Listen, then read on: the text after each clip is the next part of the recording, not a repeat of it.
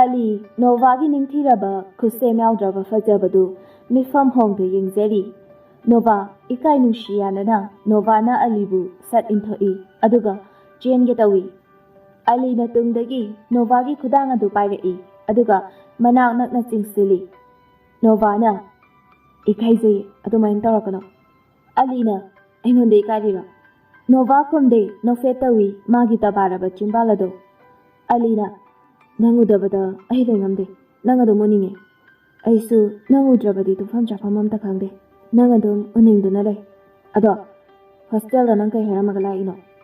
ꯅꯪ ꯎꯅꯤꯡꯃꯟꯗꯅ ꯅꯨꯡꯁꯤ ꯂꯩꯅꯥ ꯅꯥꯔꯤꯕ? ꯑꯁ, ꯅꯨꯡꯁꯤ ꯂꯩꯅꯥ ꯅꯥꯔꯤꯕ? ꯑꯗꯨꯗꯤ ꯗꯣꯛꯇꯔ ꯑꯃ ꯇꯥꯟꯅꯗ꯭ꯔꯗꯤ ꯌꯥꯔꯔꯣꯏ꯫ ꯍꯣꯏꯅꯦ, ꯗꯣꯛꯇꯔ ꯑꯃ ꯇꯥꯟꯅꯕꯅ ꯐꯗꯧ ꯃꯥꯜꯂꯦ꯫ ꯗꯣꯛꯇꯔꯗꯤ ꯁ꯭ꯋꯥꯏꯗ ꯂꯩꯔꯦ꯫ ꯑꯦ, ꯀꯗꯥꯏ ꯂꯩꯔꯤꯕ? ꯁꯤꯗꯗꯤ ꯃꯤꯁꯨ ꯂꯩꯁꯨ ꯂꯩꯇꯅ꯫ ꯑꯂꯤ ꯅꯣꯚꯥꯒꯤ ꯅꯥꯀꯣꯡ ꯃꯌꯥꯗ ꯆꯪꯁꯤꯟꯗꯨꯅ ꯇꯞꯅ ꯍꯥꯏꯔꯛꯏ, "ꯅꯪ ꯂꯩꯔꯤꯁꯤꯗꯤ"꯫ ꯑꯁꯤ ꯍꯥꯏꯗꯨꯅ ꯑꯃꯨꯛ ꯍꯥꯏꯔꯛꯏ, "ꯅꯪꯅ ꯑꯩꯒꯤ ꯑꯅꯥꯕꯁꯦ ꯂꯥꯌꯦꯡꯗꯣꯏꯕ, ꯅꯠꯇ꯭ꯔꯗꯤ ꯐꯕꯩ ꯋꯥ ꯂꯩꯇꯦ"꯫ ꯅꯣꯚꯥ ꯅꯣꯛꯐꯦꯠ ꯇꯧꯔꯒ, "ꯑꯩ ꯂꯥꯌꯦꯡꯗꯣꯏꯕ"꯫ ꯑꯁꯤ ꯍꯥꯏꯗꯨꯅ ꯅꯣꯚꯥ ꯀꯟꯅ ꯅꯣꯛꯊꯣꯔꯛꯏ꯫ ꯑꯂꯤꯁꯨ ꯅꯣꯛꯂꯛꯏ꯫ ꯑꯂꯤ ꯅꯣꯛꯂꯝꯕꯗꯒꯤ ꯅꯣꯚꯥꯗ ꯌꯦꯡꯂꯛꯏ, ꯅꯨꯡꯁꯤꯅ ꯃꯤꯠ ꯑꯗꯨ ꯅꯣꯚꯥꯒꯤ ꯏꯉꯥꯎ ꯉꯥꯎꯖꯕ ꯃꯇꯧ ꯑꯗꯨ꯫ ꯅꯣꯚꯥ ꯅꯣꯛꯅ ꯑꯂꯤꯗ ꯍꯥꯏꯐꯦꯠ ꯌꯦꯡꯂꯛꯏ꯫ ꯑꯂꯤꯅ ꯌꯦꯡꯂꯒ ꯂꯩꯔꯝꯕꯗꯨꯗ, "ꯀꯩꯅꯣ ꯑꯗꯨꯌꯥꯝ ꯃꯨꯟꯅ ꯌꯦꯡꯂꯤꯗꯨꯅ"꯫ "ꯈꯪꯗꯦ, ꯅꯪꯁꯦ ꯌꯦꯡꯕꯒꯤ ꯄꯦꯟꯕ ꯅꯥꯏꯗꯦ, ꯑꯗꯨꯝ ꯌꯦꯡꯅꯤꯡꯉꯦ"꯫ "ꯑꯁꯦꯡꯕꯩꯔꯣ?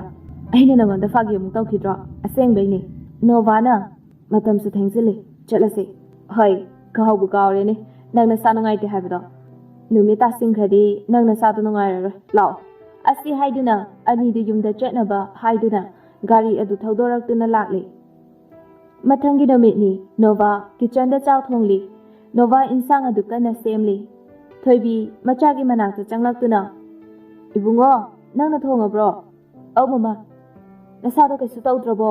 ꯍꯪꯆꯤꯠ ꯅꯠꯇ꯭ꯔꯣ ꯅꯪꯅ ꯆꯠꯇꯣꯏꯗꯣ"꯫ "ꯃꯃꯥ"꯫ ꯇꯟꯖꯥ ꯑꯗꯨꯗ ꯀꯣꯜ ꯑꯃ ꯂꯥꯛꯂꯝꯃꯤ꯫ ꯅꯣꯚꯥ ꯀꯣꯜ ꯑꯗꯨ ꯌꯦꯡꯉꯤ꯫ "ꯃꯃꯥ, ꯁꯤꯝꯇ ꯌꯦꯡꯕꯤꯔꯝꯃꯣ"꯫ ꯊꯣꯏꯕꯤꯅ, "ꯍꯣꯏ ꯍꯣꯏ"꯫ ꯑꯁꯤ ꯍꯥꯏꯗꯨꯅ ꯅꯣꯚꯥ ꯀꯤꯆꯟꯗꯒꯤ ꯊꯣꯛꯂꯛꯇꯨꯅ ꯑꯂꯤꯒꯤ ꯀꯣꯜ ꯑꯗꯨ ꯄꯥꯏꯈꯠꯂꯤ꯫ ꯑꯂꯤꯅ, "ꯅꯣꯚꯥ, ꯑꯩ ꯆꯠꯇꯣꯔꯦ"꯫ ꯅꯣꯚꯥꯅ, ꯐꯖꯅ ꯆꯠꯂꯨꯀꯣ꯫ ꯑꯗꯣ ꯅꯁꯥꯗꯣ ꯀꯩꯁꯨ ꯇꯧꯗ꯭ꯔꯕ ꯅꯠꯇ꯭ꯔꯣ"꯫ "ꯀꯩꯁꯨ ꯇꯧꯗ꯭ꯔꯦ"꯫ "ꯑꯗꯣ ꯀꯔꯝ ꯀꯥꯟꯗꯅꯣ ꯅꯪꯅ ꯂꯥꯛꯇꯣꯏꯁꯦ"꯫ "ꯃꯟꯗꯦꯗ ꯂꯥꯛꯅꯤ ꯍꯥꯏꯕ"꯫ "ꯑꯁ, ꯁꯟꯗꯦꯗ ꯑꯣꯏꯅ ꯂꯥꯛꯎꯕ"꯫ "ꯀꯩꯒꯤ"꯫ "ꯈꯪꯗꯦ, ꯅꯨꯃꯤꯗꯥꯡ ꯋꯥꯏꯔꯝꯗ ꯑꯣꯏꯔꯁꯨ ꯂꯥꯛꯑꯣ"꯫ "ꯃꯃꯥꯗ ꯍꯥꯏꯔꯒ ꯌꯦꯡꯒꯦ"꯫ "ꯑꯩꯗꯤ ꯈꯪꯗꯦꯀꯣ, ꯂꯥꯛꯇ ꯌꯥꯔꯣꯏꯀꯣ, ꯑꯩ ꯊꯝꯃꯦ"꯫ ꯑꯁꯤ ꯍꯥꯏꯗꯨꯅ ꯑꯂꯤ ꯀꯣꯜꯗꯨ ꯀꯛꯈ꯭ꯔꯦ꯫ ꯅꯣꯚꯥꯅ, "ꯍꯜꯂꯣ, ꯍꯜꯂꯣ"꯫ ꯍꯩꯃꯥ, ꯊꯝꯈ꯭ꯔ ꯃꯥꯜꯂꯦ꯫ ꯑꯁꯤ ꯍꯥꯏꯗꯨꯅ ꯀꯤꯆꯟꯗ ꯑꯃꯨꯛ ꯆꯪꯂꯛꯏ ꯑꯗꯨꯒ ꯃꯃꯥꯗ, "ꯃꯃꯥ, ꯍꯌꯦꯡ ꯅꯨꯃꯤꯗꯥꯡ ꯋꯥꯏꯔꯝꯗ ꯑꯣꯏꯅ ꯆꯪꯉꯒꯦ ꯍꯣꯁꯇꯦꯜꯗ"꯫ ꯊꯣꯏꯕꯤꯅ, "ꯅꯁꯥꯗꯣ ꯅꯨꯡꯉꯥꯏꯔꯗꯤ ꯆꯠꯄꯅ ꯐꯩ"꯫ "ꯍꯣꯏ ꯃꯃꯥ"꯫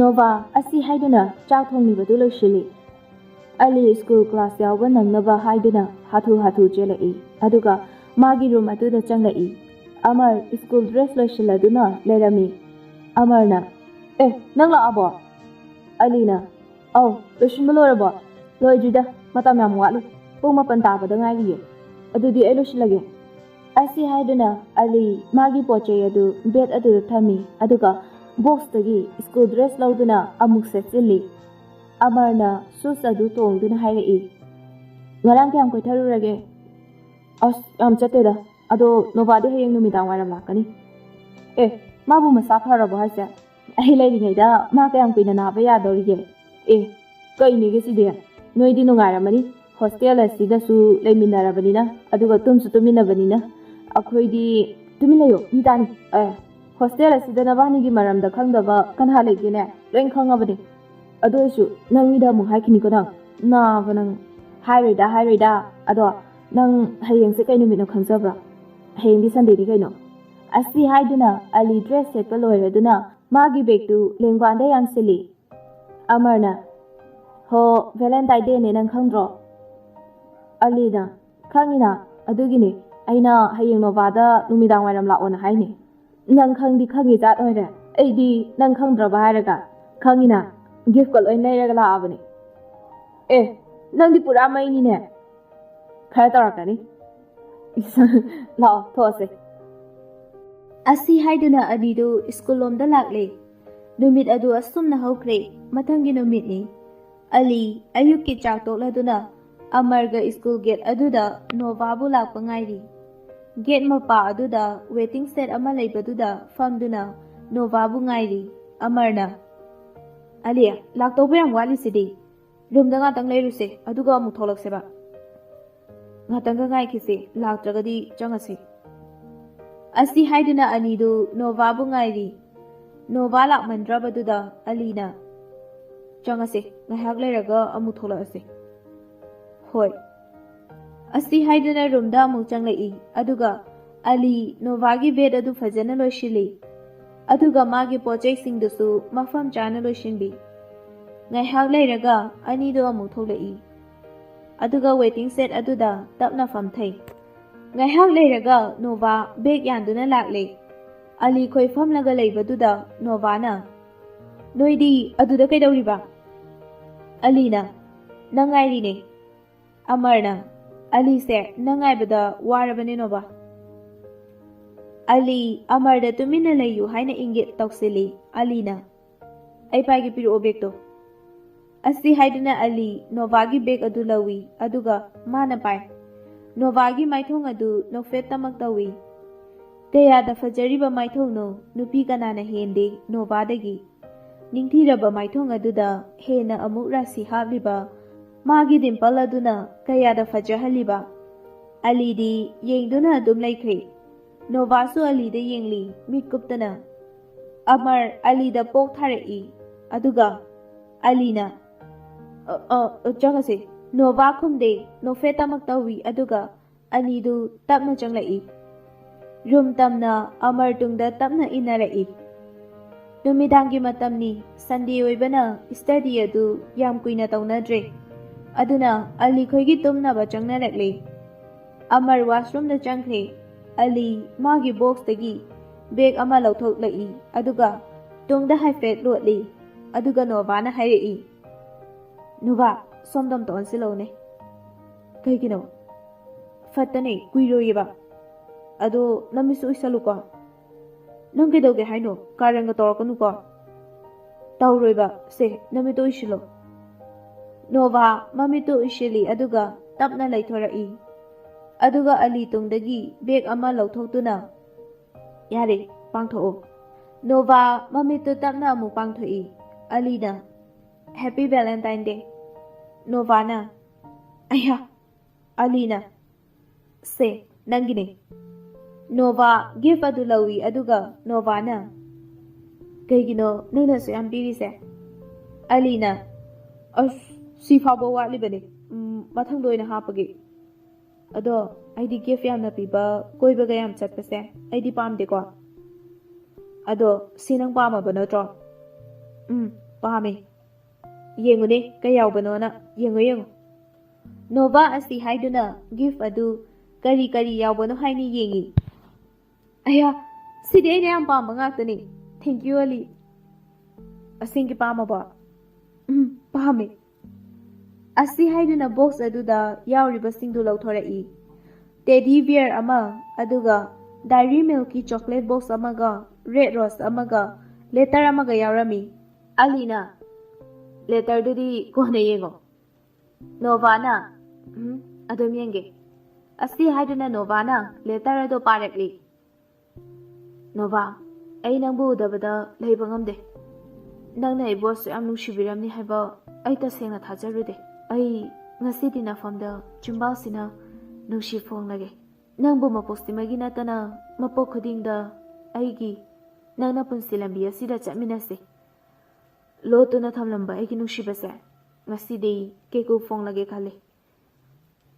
Chinglon kaya gi marumda naitom chaliba leirang ama aina thiraglibase numit masing thingamdre. Adubu ngasidi aigi inasida nakna salamle. Aise kaya da pangliba inakta leina aina thiruribase. Aise apangbani ko. Nangi nungsibana ngasidi aise angawba haibadu oira male. Ngasidi ichin pena hairage nangbu nungsi haina. Asi haiduna Nova letter adu parai. Ali khud adu paiduna hairei. Nova ai nangbu thamai sengna nungsi. I love you forever and ever. Aisu nangbu nungsi. Ngasi nangna pairiba aigi khudangse. Ngasi nangna pairiba aigi khudangse. Mapo khudingda thadokpinu ko. Alina Novagi makhut aduta chupiduna thadoi nangboina leiri makhai sungtha thadoi. Amarna changsilaktuna haurabro mo anidu satlamne aduga Nova Marki pochai singdulo shingkre. Amarna aligi manakta changsinduna lona harei. Bikrabo, Bikre. O adugi oira.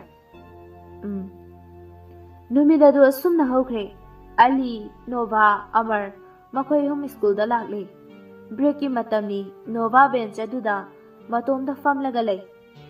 Classroom aduda mi suka na raite ama ani khaknatana. Lakpa changlai Nova lakpa changlakpa duda masadu ihai hainadre aduga masadu su ipapa khalai. Lakpa Nova gi manata changsilai. Nova masadu tukchalaga harai. Jangsilakano. Ali, Amar, Nova yang pakhatna Ali khoibu kawi adubu khara lakna laikhibana tanadre. Lakpa sum jangsilakpana Nova gi manak yauri. Nova yang kana lauge tawi. Lakpa Nova gi makhong mapa aduda khurupuli. Nova kablai makhon di thokta tumin. Lakpa makhong adu sangna tingthorai. Nova mataw adu ubada yamna ngakna hanadagi hena masadu thokchili. Lakpana Nova aibu ngakpiyo. Nangonda aina tawridaba kaya tawkhre. Nang aibu amuktang di ngakpiyo. Nova ngakna lakpada yengi aduga lakpagi tunglomda yenglai. Ali Nova gi manakta lai. Nova khara di fare Ali lakpado adubu Ali di saukre. Lakpa makhata na harai. Nova, please. Aibu amuktang ngakpiyo. Natradi ai.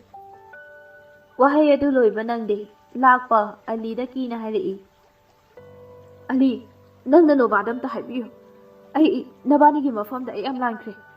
Ai amu hana tawraroi. Please, amta haibiyo. Asi haidana lakpa Nova da amu harai. Nova, aigi ngakpibam thoktraba aigi irangse. Amuktang di nangna ngakpiyo. Lakpa Nova gi makhongda soke tawi.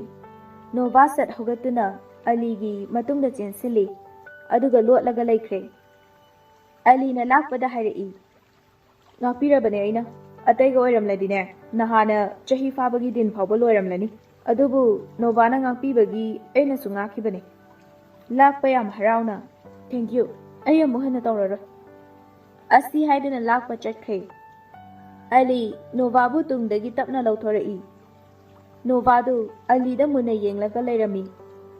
Ali bench aduda tapna famthai. Nova su famtharai. Kaigino adu muna yengide. Khangde. Kamai khangdriba. Nungshibagi. Asi haidana mamai adu satlai thoi. Alina. O nungshibasi asumaina tawnabra. Se onsilo na maido. Asi haidana Nova bu Ali gi mitmangda thammi. Nova mamaidu non tharaga lay. Alina Nova gi khadang adu paiduna nonkhat hali. Alina, sorry ra. Kaigi sorry no. Sorry ra. Kaigi no sorry duba. Nova na saubaneti ikaibani. Asti haiduna no fetawi. Ngorok ngoba magi maithong ado ikaibagi khajai dusu ngangsili. Ali Nova gi maithong adu yengbagi penba naidre. Alina Nova da dum yenglaga laire. Nova Ali da ngakna hairei. Ali lakpaga mu onsinarura.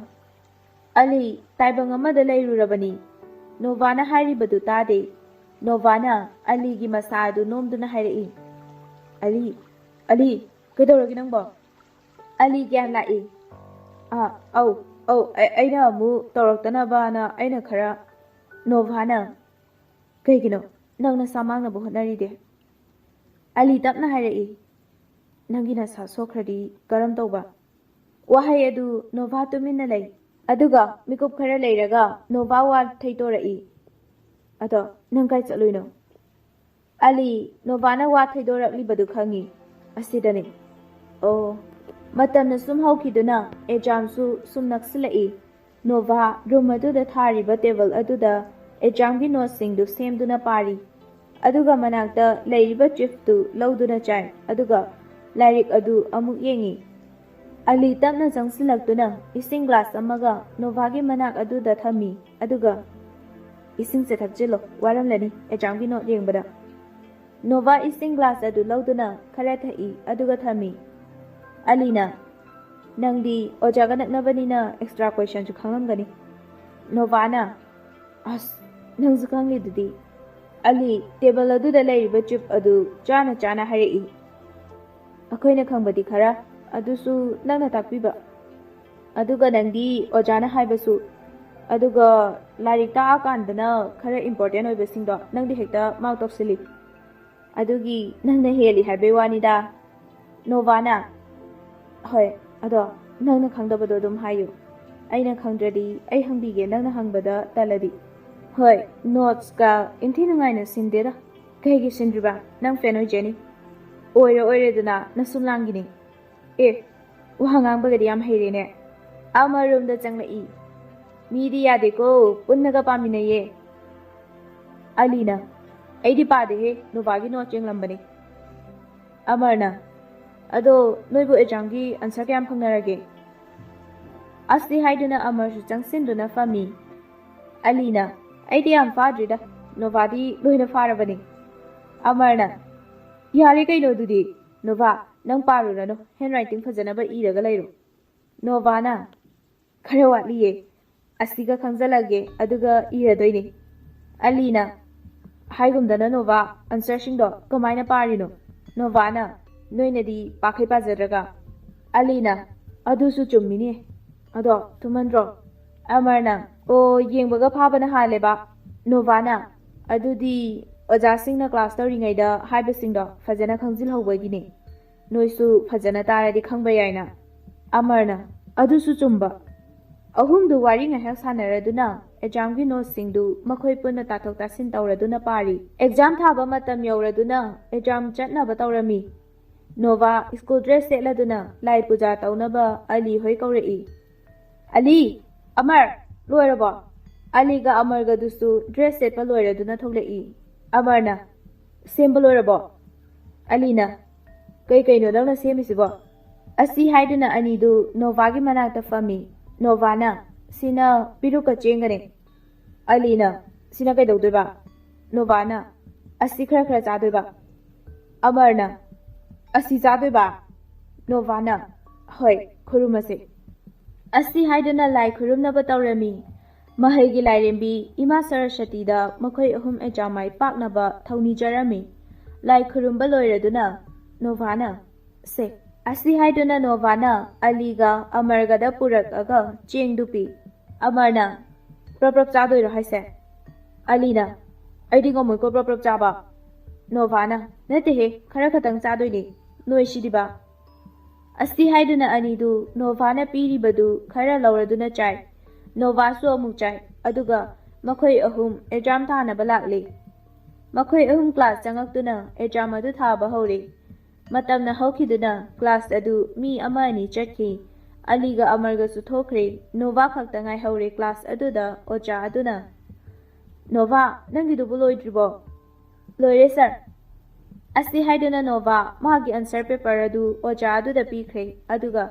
class tagi thoglai Nova hostel tamna lakle magi room changlai Nova magi writing board adu magi table adu da thami aduga magi bed adu da tapna fami aduga exam pikraba question adu lauduna yengi Aliga Amarga du changlai Alina nang laabo Novana Amarna Kayam itharam laba loina iramani ne Novana loina budi irame ado makti khara wa tong male Alina kayam thamlam lage ne Novana mak ahumari gumba wa tong male Amarna mak ahumari gi wa oire aidi pasma khara khakte irame Alina nangbo aidi mak tara gumba walam dong male Nova tingkhatana laurai As taning dremta Aingonda themini gaina Nova asi haiduna dress sense to bachangkhe ꯑꯂꯤꯅ ꯑꯃꯔꯗ ꯍꯥꯏꯔꯛꯏ꯫ ꯑꯁꯦꯡꯕꯒꯤ ꯅꯪꯕꯨ pass mark ꯈꯛꯇ ꯏꯔꯝꯕ꯭ꯔꯅꯦ? ꯅꯪꯁꯨ mark 10ꯒꯨꯝꯕ ꯇꯧꯔꯝꯗꯕ? ꯑꯅꯤꯗꯨ ꯑꯁꯤ ꯍꯥꯏꯗꯨꯅ ꯌꯦꯡꯅꯗꯨꯅ ꯅꯣꯛꯏ꯫ ꯅꯣꯡꯃ ꯅꯣꯡꯃꯒꯤ ꯍꯧꯈꯤꯗꯨꯅ ꯑꯦꯛꯖꯥꯝꯁꯨ ꯂꯣꯏꯁꯤꯜꯂꯛꯂꯦ꯫ ꯑꯦꯛꯖꯥꯝ ꯂꯣꯏꯕꯒꯤ ꯅꯣꯡꯃ ꯅꯤꯅꯤ ꯁꯨꯇꯤ ꯂꯩ꯫ ꯑꯂꯤ ꯈꯣꯏꯗꯨ ꯌꯨꯝꯗ ꯆꯠꯅꯕ ꯂꯣꯏꯁꯤꯜꯂꯝꯃꯤ꯫ ꯑꯃꯔꯁꯨ ꯃꯥꯒꯤ ꯄꯣꯠꯆꯩ ꯈꯔ ꯂꯣꯏꯁꯤꯜꯂꯤ꯫ ꯅꯣꯚꯥꯁꯨ ꯃꯥꯒꯤ ꯄꯣꯠꯆꯩꯁꯤꯡꯗꯨ ꯂꯣꯏꯁꯤꯜꯂꯤ꯫ ꯑꯂꯤ ꯅꯣꯚꯥꯗ ꯍꯥꯏꯔꯛꯏ꯫ ꯅꯣꯚꯥ, ꯍꯣꯔꯦꯟ ꯌꯨꯝ ꯌꯧꯔꯒ ꯐꯣꯟ ꯇꯧꯔꯛꯄ ꯀꯥꯎꯅꯤꯀꯣ? ꯍꯣꯏ, ꯇꯧꯔꯛꯀꯦꯕ꯫ ꯅꯪꯒꯤ ꯄꯣꯠꯆꯩꯁꯤꯡꯗꯣ ꯃꯐꯝ ꯆꯥꯅ ꯊꯝꯃꯝꯃꯣ, ꯃꯥꯡꯕ ꯌꯥꯎꯅꯤꯕ꯫ ꯑꯃꯔꯅ, ꯔꯨꯝꯁꯤꯁꯨ ꯁꯣ ꯂꯣꯜꯂꯝꯗꯣꯏ ꯅꯠꯇ꯭ꯔꯣ? ꯅꯣꯚꯥꯅ, ꯂꯣꯜꯂꯝꯗꯣꯏꯅꯦ꯫ ꯑꯂꯤꯅ, ꯁꯣꯁꯦ ꯅꯪꯅ ꯑꯣꯏꯅ ꯄꯥꯏꯌꯨ꯫ ꯑꯁꯤ ꯍꯥꯏꯗꯨꯅ ꯅꯣꯚꯥꯗ ꯁꯣꯗꯨ ꯄꯤ꯫ ꯑꯃꯔꯅ, ꯑꯗꯨꯅ ꯐꯅꯤ, ꯁꯣꯗꯣ ꯅꯪꯅ ꯑꯣꯏꯅ ꯄꯥꯏꯌꯨ꯫ ꯑꯩꯈꯣꯏꯅ ꯄꯥꯏꯔꯗꯤ ꯃꯐꯝ ꯑꯝꯇ ꯈꯪꯂꯔꯣꯏ꯫ ꯍꯣꯏ꯫ ꯑꯁꯤ ꯍꯥꯏꯗꯨꯅ ꯑꯍꯨꯝꯗꯨ ꯄꯣꯠꯆꯩ ꯂꯣꯏꯁꯤꯟꯕ ꯂꯣꯏꯔꯗꯨꯅ ꯔꯨꯝ ꯑꯗꯨꯗ ꯁꯣ ꯂꯣꯟꯁꯤꯜꯂꯝꯂꯒ ꯊꯣꯛꯂꯛꯂꯦ ꯍꯣꯁꯇꯦꯜꯗꯒꯤ꯫ ꯑꯗꯨꯒ ꯁ꯭ꯀꯨꯜ ꯒꯦꯠ ꯃꯄꯥ ꯑꯗꯨꯗ ꯑꯂꯤꯅ, ꯑꯗꯨꯗꯤ ꯑꯃꯔꯒ ꯆꯠꯃꯤꯟꯅꯔꯣꯀꯣ?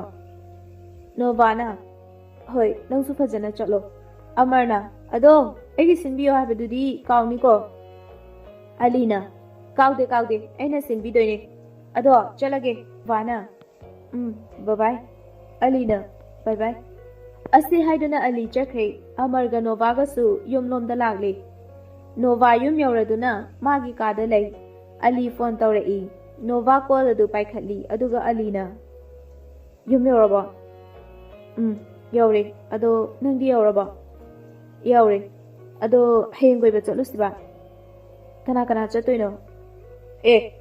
ꯗꯦꯠ ꯆꯠꯄꯗꯕꯨ ꯀꯅꯥ ꯑꯃꯨꯛ ꯌꯥꯎꯍꯟꯒꯦ ꯍꯥꯏꯅꯣ? ꯏꯕꯥꯅꯤ ꯈꯛꯇꯅꯤ꯫ ꯍꯣꯏ, ꯑꯗꯣ ꯄꯨꯡ ꯀꯌꯥꯗꯅꯣ? ꯄꯨꯡ 12ꯗ꯫ ꯑꯗꯨꯗ ꯑꯣꯏꯅ ꯑꯩ ꯂꯧꯕ ꯂꯥꯛꯑꯒꯦ꯫ ꯍꯣꯏ, ꯑꯗꯣ ꯄꯨꯡ ꯀꯌꯥꯗꯗꯤ ꯌꯨꯝꯗ ꯍꯜꯂꯛꯇꯣꯏꯕ? ꯑꯦꯛꯖꯥꯝꯁꯨ ꯂꯣꯏꯔꯕꯅꯤꯅ ꯄꯨꯡ 5 ꯑꯗꯨꯋꯥꯏꯗ ꯍꯜꯂꯛꯑꯁꯤ꯫ ꯊꯦꯡꯃꯟꯗ꯭ꯔꯣ? ꯑꯗꯨꯗꯤ ꯌꯥꯗꯧ ꯃꯥꯟꯗꯤꯌꯦ꯫ ꯇꯟꯖꯥ ꯑꯗꯨꯗ ꯊꯣꯏꯕꯤꯅ ꯀꯧꯔꯛꯏ꯫ ꯏꯕꯨꯡꯉꯣ! ꯑꯣ ꯏꯕꯨꯡꯉꯣ! ꯑꯂꯤꯅ ꯀꯧꯔꯤꯕꯗꯨ ꯐꯣꯟꯗꯒꯤ ꯇꯥꯔꯗꯨꯅ, ꯃꯃꯥꯅ ꯀꯧꯔꯤꯔꯣ?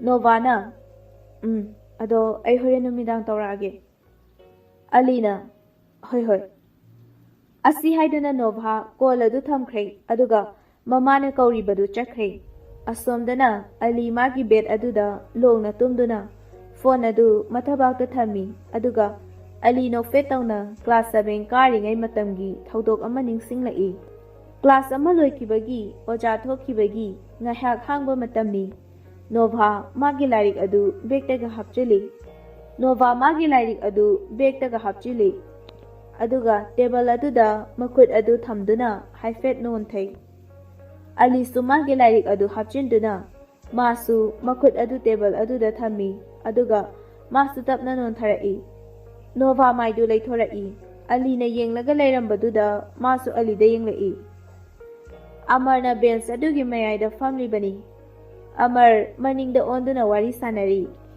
ꯑꯂꯤꯒ ꯌꯦꯡꯅꯗꯨꯅ ꯅꯣꯛꯐꯦꯠꯀꯁꯨ ꯇꯧꯅꯩ꯫ ꯑꯃꯔ ꯆꯠ ꯑꯣꯟꯊꯣꯔꯛꯇꯨꯅ ꯃꯥꯁꯨ ꯃꯈꯨꯠ ꯑꯗꯨ ꯇꯦꯕꯜ ꯑꯗꯨꯗ ꯊꯝꯂꯒ ꯃꯥꯁꯨ ꯅꯣꯟꯊꯔꯛꯏ꯫ ꯑꯂꯤ ꯅꯣꯚꯥꯕꯨ ꯈꯟꯖꯤꯟꯕꯗꯒꯤ ꯆꯦꯞꯊꯗꯨꯅ ꯅꯣꯚꯥꯗ ꯌꯦꯡꯂꯛꯏ꯫ ꯅꯣꯚꯥꯁꯨ ꯑꯂꯤꯅ ꯌꯦꯡꯂꯛꯂꯤꯕꯗꯨ ꯈꯪꯂꯗꯨꯅ ꯃꯥꯁꯨ ꯌꯦꯡꯂꯛꯏ꯫ ꯑꯃꯔ ꯑꯃꯨꯛ ꯆꯠ ꯃꯅꯤꯡꯂꯣꯝꯗ ꯑꯣꯟꯊꯣꯛꯈ꯭ꯔꯦ꯫ ꯑꯗꯨꯒ ꯋꯥꯔꯤ ꯑꯃꯨꯛ ꯁꯥꯟꯅꯈ꯭ꯔꯦ꯫ ꯑꯂꯤꯒ ꯅꯣꯚꯥꯒꯗꯨ ꯑꯃꯔꯅ ꯂꯩꯊꯣꯛꯈꯤꯕꯗꯨꯗ ꯃꯤꯠꯆꯥꯟꯅꯔꯗꯨꯅ ꯅꯣꯚꯥꯅ ꯏꯀꯥꯏꯅ ꯃꯃꯥꯏꯗꯨ ꯂꯩꯊꯣꯛꯈ꯭ꯔꯦ꯫ ꯑꯂꯤ ꯅꯣꯛꯐꯦꯠ ꯇꯧꯏ꯫ ꯑꯂꯤ ꯃꯥꯒꯤ ꯕꯦꯗ ꯑꯗꯨꯗ ꯍꯤꯞꯇꯨꯅ ꯋꯥꯈꯜ ꯈꯟꯅ ꯅꯣꯛꯐꯦꯠ ꯇꯧꯗꯨꯅ ꯂꯩꯔꯤ꯫ ꯂꯦꯝꯕꯤ ꯇꯞꯅ ꯆꯪꯂꯛꯇꯨꯅ ꯑꯂꯤꯗ, ꯇꯥꯃꯣ, ꯂꯦꯝꯕꯤ, ꯆꯪꯂꯛꯀꯦ ꯈꯣꯠꯀꯦ ꯑꯝꯇ ꯍꯥꯏꯔꯛꯇꯦꯅ?